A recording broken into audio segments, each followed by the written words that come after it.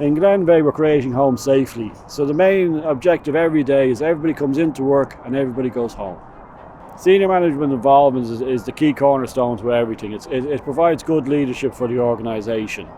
We walk the talk is most importantly. Senior management, when they come to site, they set the standard. Everybody looks at them, so that's why we lead with safety. Training is ongoing all the time. We always address the competency levels of all staff. In-house we provide manual handling, abrasive wheels, working at height and fire training. External safe pass manual handling are provided by the company. When we identify an area of competency that we need to increase, we resource that area of competency and staff are provided with the appropriate training. Every morning we hold a whiteboard meeting. Planning is the key secret to safety in Glenveagh. At those 15-minute whiteboard meetings, that's what is planned out. The importance of them is that every supervisor on the project actually attends. At these meetings, each one brings forward the hazards and risks associated with the work they're going to undertake that day. The interaction between subcontractors is discussed there, so who needs to be in what area and when.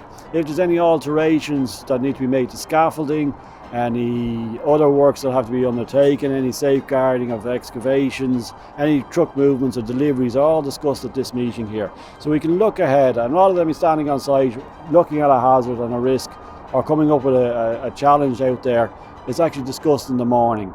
We know when the deliveries are coming, we know when the crane's going to set up, where the crane's going to set up. These are all talked through, and then if anybody has any challenges or wants to bring forward any concerns, they can be addressed at that meeting. Every morning on sites we would have whiteboard meetings where all trades would come together and discuss what was happening during the day in terms of what each trade is doing.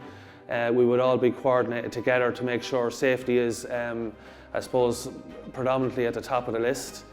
We would have toolbox talks. All the employees would be called in maybe twice a week.